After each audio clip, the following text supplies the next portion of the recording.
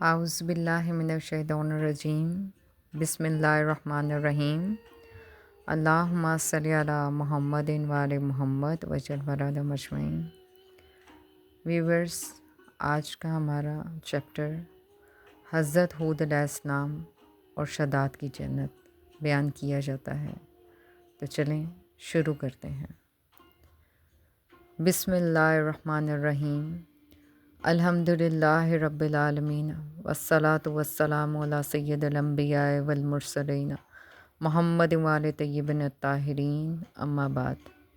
امیر المومنین حضرت علی ابن ابی طالب علیہ السلام نے فرمایا، تمام حمد اس خدا کے لیے ہے کہ اس کے بنانے میں کوئی بنانے والا اس کا شریک نہیں ہوا، اور نہ اس کے پیدا کرنے میں کسی قادر و توانا نے اس کا ہاتھ بٹایا ہے۔ اگر تم سوچ و بچار کی راہوں کو طے کرتے ہوئے اس کی آخری حد تک پہنچ جاؤ تو عقل کی رہنمائی تمہیں بس اس نتیجے پر پہنچائے گی کہ جو چونٹی کا پیدا کرنے والا ہے وہی کھجور کے درخت کا پیدا کرنے والا ہے، کیونکہ ہر چیز کی تفصیل، لطافت و باریکی دیے ہوئے ہے، اور ہر ذی حیات کے مختلف اجزاء میں باریکی سا فرق ہے۔ اس کی مخلوقات میں بڑی اور چھوٹی، بھاری اور ہلکی، طاقتور اور کمزور چیزیں یکساں ہیں، اور یوں ہی آسمان، فضا، ہوا اور پانی برابر ہیں۔ لہٰذا تم سورج، چاند، سبزے، درخت، پانی اور پتھر کی طرف دیکھو، اور اس رات دن کے یکے بعد دیگرے آنے جانے، اور ان دریاؤں کے جاری ہونے، اور ان پہاڑوں کی بہتات، اور ان چوٹیوں کی اونچان پر نگاہ دوڑاؤ، اور ان نعمتوں اور قسم قسم کی زبانوں کے اختلاف پر نظر کرو۔ اس کے بعد افسوس ہے ان پر کہ جو قضا و قدر کی مالک ذات اور نظم و انضباط کے قائم کرنے والی ہستی سے انکار کریں۔ انہوں نے تو یہ سمجھ رکھا ہے کہ وہ گھاس پھونس کی طرح خود بخود اگائے ہیں، نہ ان کا کوئی بولنے والا ہے اور نہ ان کی گو نہ گو صورتوں کا کوئی بنانے والا ہے۔ انہوں نے اپنے اس دعوے کی بنیاد کسی دلیل پر نہیں رکھی اور نہ سنی سنائی باتوں کی تحقیق کی ہے۔ ذرا سوچو تو کہ کیا کوئی عمارت بغیر بنانے والے کے ہوا کرتی ہے، اور کوئی جرم بغیر مجرم کے ہوتا ہے؟ تفسیر مجمل بیان میں کابل احبار سے روایت ہے کہ شداد اور اس کا بھائی شدید کا تعلق قوم عاد سے تھا، اور یہ عاد بن اوس بن ارم بن سام بن حضرت نوح علیہ السلام کی اولاد سے تعلق رکھتے تھے۔ یہ ارم شہر کے رہنے والے تھے، وہ شہر جس کو بڑے بڑے ستونوں والا کہا گیا، اور اس کو ارم ذات العماد کہتے ہیں۔ عماد جمع ہے عمد کی، اور عمد کے معنی ستون کے ہیں۔ عاد کے نام سے دو قومیں گزری ہیں، ایک کو عاد قدیمہ اور دوسرے کو عاد ارم کہا گیا۔ ان کو عاد ارم ان کے دادا کی طرف منسوب کر کے کہا گیا ہے۔ چنانچہ وہ شہر جس کا نام ارم ذات العماد ہے اسے شداد ابن عامر نے بنوایا تھا، اور یہ عاد اولیٰ کا واقعہ ہے۔ بس اپنے شہر کا نام بھی انہوں نے اپنے دادا کے نام پر رکھا تھا۔ ان کا وطن عدن سے متصل تھا، اور انہی کی طرف حضرت ہود علیہ السلام کو مبعوث کیا گیا، اور حضرت ہود علیہ السلام کی اولاد اسی عاد اولیٰ کی نسل سے تھی۔ حضرت امام محمد باقر و حضرت امام جعفر صادق علیہ السلام نے یہی فرمایا ہے ستونوں والے شہر ارم کے ساتھ، کیونکہ ان لوگوں کی قد و قامت دراز تھی، اس لیے انہیں قرآن نے ذات العماد کہا ہے۔ ان کی جسامت اور قوت کے متعلق مروی ہے کہ ان کا ایک آدمی پتھر کی بہت بڑی چٹان اٹھا لیا کرتا تھا اور ایک پورے قبیلے پر گرا کر اس کو تباہ کر دیا کرتا تھا۔ اور بعض مفسرین نے ستونوں والے شہر ارم کے ساتھ کا معنی یہ لیا ہے کہ ان کے محلات اور رہائش گاہیں پختہ اور مضبوط تھیں۔ پس عاد اول کے یہ دو بیٹے شداد اور شدید اپنے باپ کے مرنے کے بعد دونوں حکمران بن گئے، اور یہ لوگ طاقت و قوت کے بل پر پورے یمن پر قابض ہو گئے، اور یہ دونوں بادشاہ خاص طور پر بہت جاہ و جلال والے تھے، اور یہ دونوں بھائی تھے۔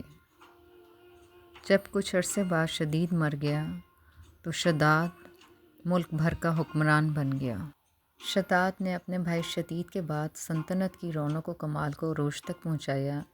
دنیا کے کئی بادشاہ اس کے بعد گزرے تھے، اس دور میں کسی بادشاہ میں اتنی جرأت و طاقت نہیں تھی کہ اس کا مقابلہ کر سکیں، اور اس طرح تمام زمین کے تمام حکمران بھی اس کی رعایا بن گئے۔ اس کے اس تسلط اور غلبے نے اس کو اتنا مغرور اور متکبر کر دیا کہ اس نے خدائی کا دعویٰ کر دیا۔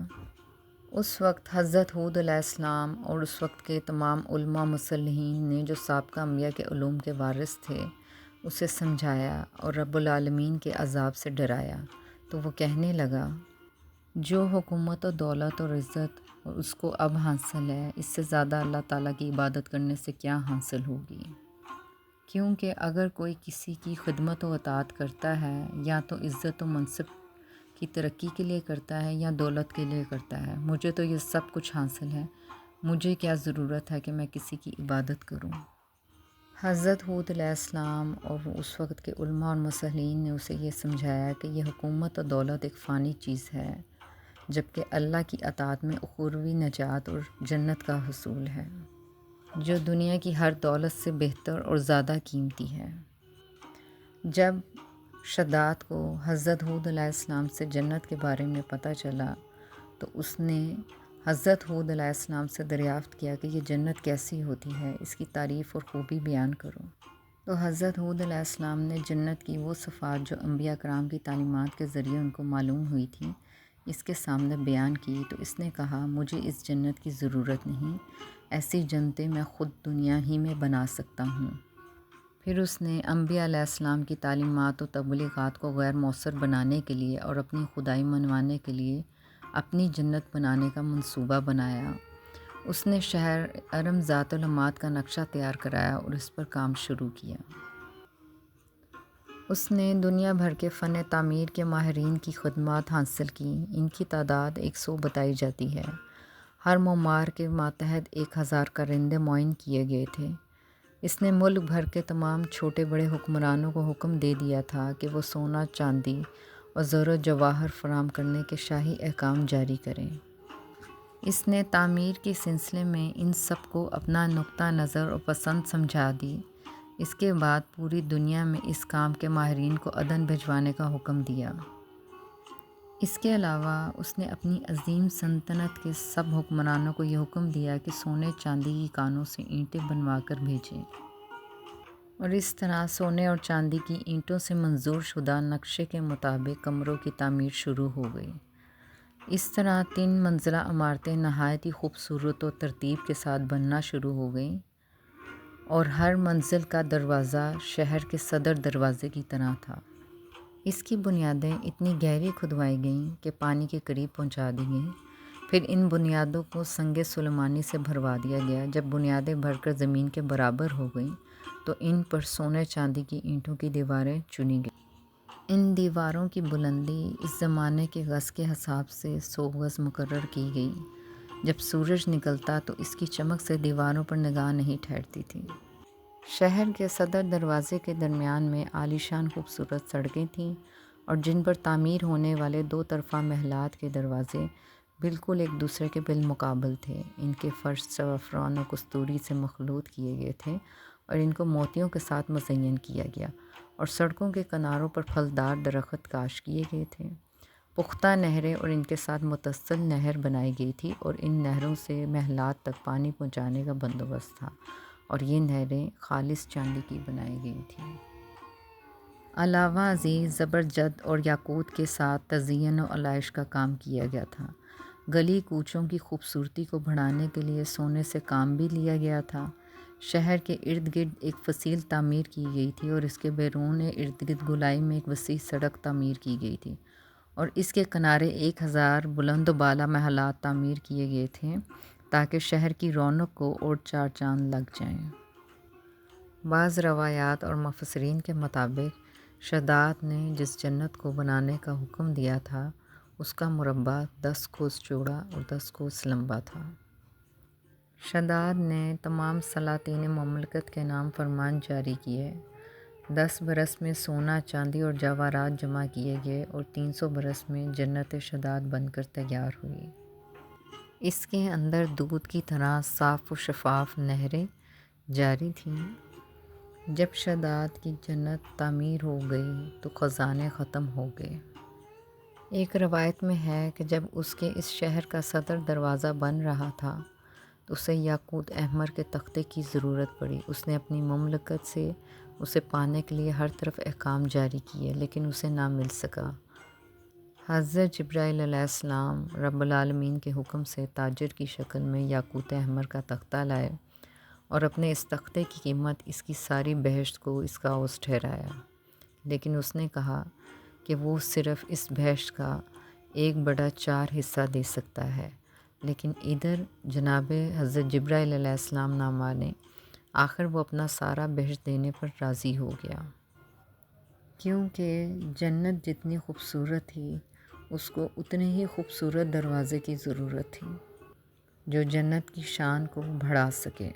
اور پھر جب حضرت جبرائیل علیہ السلام نے شداد کو جنت کے دروازے کی پیشکش کی تو اس وقت اس کے پاس تمام خزانے ختم ہو چکے تھے، اور آخر کار شداد کے مشیروں نے شداد کو مشورہ دیا کہ آپ اس معمار سے دروازے کے عوض ساری جنت کا سودا کر لیں، کیونکہ آخر میں تو ہم نے اسے قتل ہی کرنا ہے۔ جب ہم اس کو زندہ ہی نہیں چھوڑیں گے تو یہ بہشت کا مالک کیسے بن سکتا ہے؟ چنانچہ حضرت جبرائیل علیہ السلام نے شداد کے ہاتھ میں کاغذ قلم دیا۔ شداد نے جنت کی ملکیت لکھ کے حضرت جبرائیل علیہ السلام کے ہاتھ میں رکھی۔ ادھر حضرت جبرائیل علیہ السلام کے ہاتھ میں ملکیت آئی۔ شداد نے جلاد کو اشارہ کیا اور حضرت جبرائیل علیہ السلام ان سب کی نظروں سے اوجھل ہو گئے، اور پھر دروازہ کھلا اور حضرت ہود علیہ السلام شداد کے دربار میں داخل ہوئے اور کہا کہ طاقتور ہو کے اب کہاں گئی تیری جنت، جس جنت کے ایک دروازے پہ تو نے پوری جنت بیچ دی۔ اللہ نے ویسے 1000 دروازے حضرت امام حسین علیہ السلام کی جنت میں سجائے ہوئے ہیں۔ چنانچہ دروازہ نصب ہو گیا اور شداد کی جنت 300 برس میں پایہ تکمیل تک پہنچی۔ جب شداد کو یہ اطلاع دی گئی کہ تیرے حکم کے مطابق بہشت ارضی بن کر تیار ہو چکا ہے تو شداد اپنے لشکر و اہل مملکت کے ہمراہ اس کا معائنہ کرنے کی غرض سے روانہ ہوا۔ وہ اپنے پورے لشکر کے ساتھ شاہی جاؤ جلال کے ساتھ روانہ ہوا۔ جیسے ہی شداد بہشت کے قریب پہنچا اور اس نے اندر جانے کا ارادہ کیا تو جناب حضرت جبرائیل علیہ السلام نمودار ہوئے اور انہوں نے اپنے ملکیتی حقوق شداد سے مانگے کہ وہ ان کی اجازت کے بغیر اندر نہیں جا سکتا، اور شداد سے کہا کہ تو اسے میرے ہاتھوں بیچ چکا ہے، لیکن اس نے زبردستی داخل ہونے کا ارادہ کیا تو اس وقت خداوند تعالیٰ کا قہر بجلی کی صورت میں اس پر نازل ہوا اور وہ وہیں ابدی ہلاکت سے مکنار ہو گیا۔ آخر کار حق تعالیٰ نے اس پر اور اس کے ہمراہیوں پر ایک ایسی صدا آسمان سے نازل کی کہ وہ سب کے سب ہلاک ہو گئے۔ نہ شداد خود اس بہشت میں داخل ہو سکا، نہ اس کے ساتھیوں کو اس میں داخل ہونا نصیب ہوا، جس کا نام ارم ذات العماد ہے۔ اس طرح یہ سب واصل جہنم ہو گئے۔ علامہ مجلسی کا بیان ہے کہ اس وقت شداد کی عمر 900 سال تھی۔ تفسیر مجمل بیان میں روایت ہے کہ معاویہ کی حکومت کے زمانے میں عبداللہ بن قلابہ نامی ایک شخص تھا جس کا اونٹ کھو گیا تھا۔ وہ اسے عدن کے صحراؤں اور بیابانوں میں تلاش کرتا پھر رہا تھا کہ اسی دوران وہ ایک عجیب و غریب شہر میں آ پہنچا جو خوبصورتی میں اپنی مثال آپ تھا۔ اس شہر کے چاروں طرف ایک فصیل تھی جو بیش قیمت جواہرات سے مزین تھی۔ اس فصیل کے اندر بہت سے قصر بنے تھے اور ان قصروں پر اونچے اونچے پرچم لہرا رہے تھے۔ عبداللہ بن قلابہ شہر کے قریب آیا اور فصیل کے سائے میں مقیم ہو گیا۔ وہ 3 روز تک وہاں قیام پذیر رہا، لیکن اس نے نہ تو کسی کو شہر کے اندر جاتے دیکھا اور نہ شہر سے باہر نکلتے دیکھا۔ چنانچہ اس کو یہ جستجو ہوئی کہ آخر یہ ماجرا کیا ہے اور اس شہر کی خاموشی کا کیا راز ہے۔ اس نے شہر میں داخل ہونے کا ارادہ کیا اور تلوار نیام سے نکال کر فصیل کے کنارے کنارے ایک طرف چل پڑا۔ تھوڑی دور چلنے کے بعد اسے 2 بلند قامت دروازے نظر آئے جو انتہائی خوشبودار لکڑی سے بنے ہوئے تھے اور انہیں زرد و سرخ و رنگ کے یاقوت سے مرصع کیا گیا تھا۔ وہ ان سفید و سرخ یاقوت سے مرصع دروازوں کو دیکھ کر حیران رہ گیا، اور عبداللہ یہ حال دیکھ کر حیرت و استعجاب کے عالم میں کچھ دیر چپ چاپ کھڑا رہا، پھر ایک دروازہ کھول کر اندر داخل ہو گیا، اور یہ دیکھ کر سخت تعجب میں مبتلا ہوا کہ وہاں جتنی بھی عمارتیں ہیں وہ سب کی سب یاقوت کے ستونوں پر قائم ہیں، اور ہر عمارت پر ایک بالاخانہ ہے جو طلا، نقرہ، مروارید، یاقوت اور زمرد سے بنایا گیا ہے، اور عمارت کا فرق مشک و عنبر سے بنا ہے، لیکن کسی متنصف کا دور دور تک پتہ نہیں ہے۔ وہ یہ ویرانی دیکھ کر کچھ خوفزدہ ہوا، پھر اس نے ان عمارتوں کے اطراف میں نظر دوڑائی۔ بہت سے چمن و خوبصورت باغات دکھائی دیے جو پھولوں اور پھلوں سے لدے ہوئے تھے، اور جا بجا دودھ کی طرح صاف و شفاف نہریں جاری تھیں۔ غرض کہ اس نے موتیوں اور زعفرانوں، مشک و عنبر سے اپنا دامن بھرا اور خاموشی سے باہر آ گیا، کیونکہ اس شہر کے قصروں میں زبر و جد و یاقوت، زر و جواہر کچھ اس مضبوطی کے ساتھ جڑے ہوئے تھے کہ یہ شخص بڑی کوشش کے باوجود کسی چیز کو وہاں سے اکھاڑ نہ سکا تھا۔ البتہ زعفران اور مشک میں سے کچھ نہ کچھ اپنے ہمراہ لے آیا تھا۔ اور جب یہ آدمی واپس اپنے علاقے میں پہنچا اور لوگوں کو اس شہر کی عظمت اور حسن و جمال کی اطلاع دی تو یہ خبر معاویہ تک جا پہنچی۔ عبداللہ نے اپنے گھر پہنچ کر یہ سارا ماجرا لوگوں سے بیان کیا، جسے لوگ سن کر سب حیرت میں مبتلا ہو گئے، اور رفتہ رفتہ یہ خبر معاویہ تک رسائی کر گئی تو اس نے حاکم ثنا کے پاس اپنا ایک قاصد روانہ کیا اور عبداللہ بن قلبہ کو طلب کیا۔ جب وہ آیا تو معاویہ نے خلوت میں اسے سارا حال معلوم کیا۔ عبداللہ نے جو کچھ اپنی آنکھوں سے دیکھا تھا بیان کر دیا۔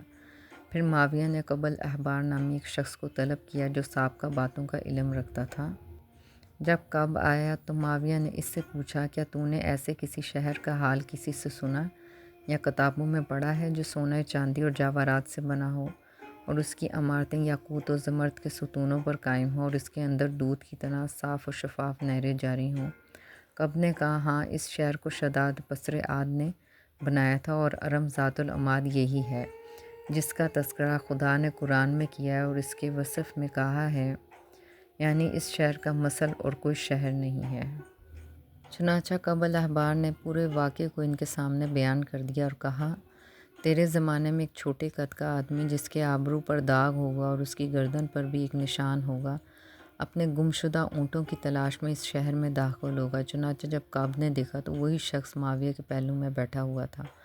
کعب الاحبار نے فوراً اسے دیکھتے ہی کہا کہ باخدا یہ وہی آدمی ہے جس کے متعلق میں نے تجھے ابھی بتایا ہے۔ معاویہ نے کعب الاحبار سے کہا کہ اس کا مفصل حال بیان کرو۔ اس نے کہا کہ عاد قوم حضرت ہود علیہ السلام سے تھا۔ اس کے دو بیٹے تھے، ایک کا نام شدید اور دوسرے کا نام شداد تھا۔ جب عاد نے رحلت کی تو شداد بادشاہ ہوا اور خدا نے سلطنت عظیم اس کو عطا کی۔ شداد کو کتابوں کے مطالعے کا بے حد شوق تھا، چنانچہ جب اس نے بہشت کا ذکر پڑھا اور لوگوں سے سنا اور اس کی عمارتوں اور قصروں کے حالات سے آگاہ ہوا تو اس نے حکم دیا کہ خدا کی بہشتوں کے مقابلے میں ویسی ہی بہشت میرے لیے دنیا میں تیار کی جائے۔ پس 100 آدمی اس جنت کے بنانے پر مامور کیے گئے اور ہر آدمی کو اس کے 1000 مددگار مہیا کیے گئے۔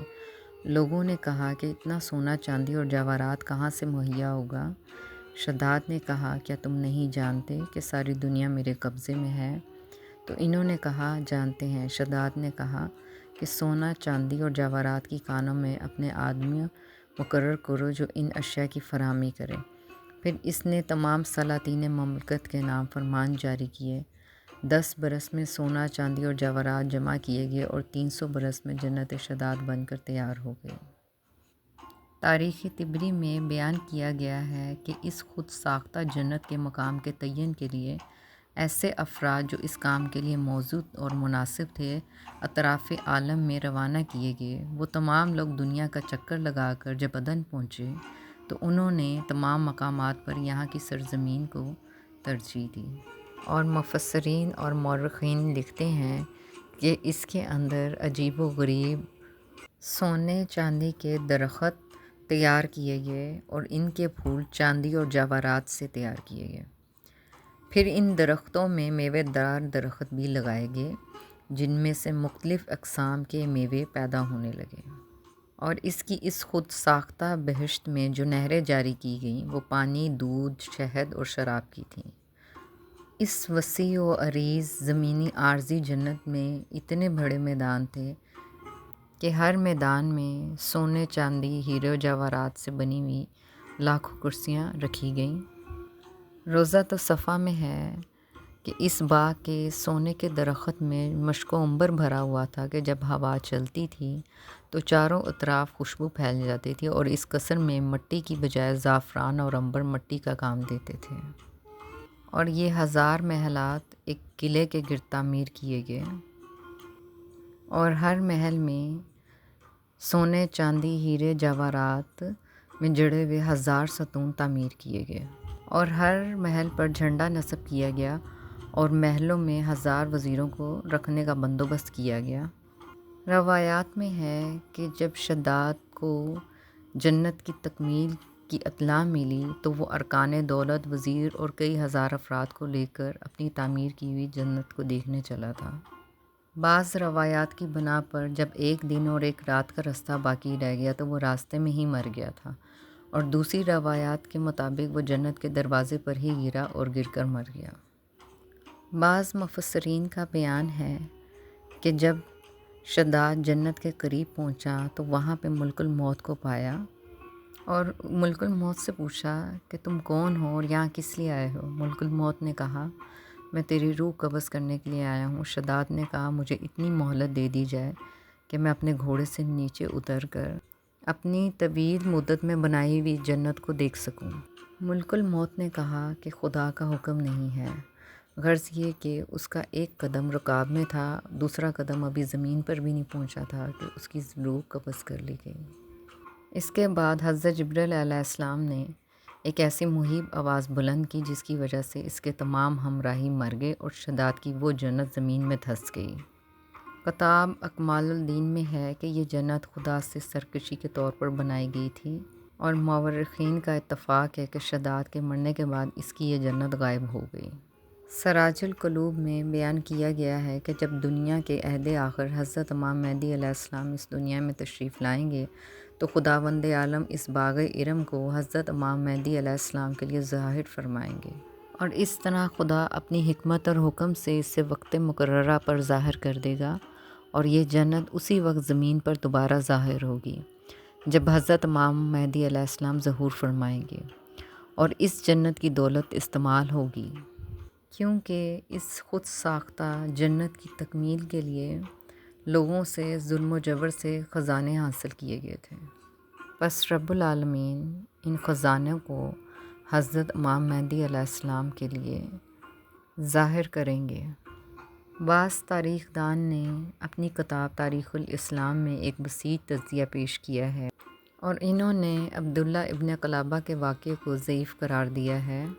ان عالم دین کا بیان ہے کہ شداد کی اس جنت یعنی باغ ارم کو خدا نے زمین پہ سے غائب کیا ہے، اور جس چیز کو خدا غائب کرتا ہے اس کا ظاہر ہونا یا باقی رہنا یا انسانوں کا اس کو تلاش کر لینا ممکن نہیں، البتہ یہ کہ خدا اپنی حکمت اور حکم سے اسے وقت مقررہ پر ظاہر کر دے۔ کچھ روایات میں یہ مذکور ہے کہ رب العالمین نے جب ملک الموت سے پوچھا کہ آپ کو کبھی زمین پر کسی کی روح قبض کرنے کے دوران جی میں نرمی پیدا ہوئی؟ کیونکہ رب العالمین ملک الموت کی اندرونی کیفیت سے بھی واقف تھے، لہٰذا رب العالمین کے سوال کرنے پر ملک الموت نے جواب دیا، اے پروردگار اعلیٰ، کہ آپ واقف تھے کہ شداد نے ایک طویل مدت لگا کر اس جنت کو تعمیر کروایا تھا، اور مجھے اس پر اس وقت ترس آیا کہ جب اس کو اتنی بھی مہلت نہ مل سکی کہ وہ اپنی تیار کردہ جنت کو دیکھ لیتا۔ رب العالمین جو ملک الموت کے احوال سے واقف تھے، انہوں نے فرمایا، شداد کو میں نے پوری دنیا پر حکومت دی تھی، اور اس کے لیے پوری زمین کے خزانوں کو عیاں کر دیا گیا تھا، اور اس زبردست حکمرانی کے باوجود اس نے ان خزانوں کو میرے خلاف استعمال کیا اور سرکش و کافر ہوا، اور کسی بھی سرکش و کافر کو مہلت نہیں فراہم کی جاتی، اور اس طرح میں نے اس سرکش و کافر کی ساری جنت کو اپنی جنت کے ایک دروازے کے عوض خرید لیا۔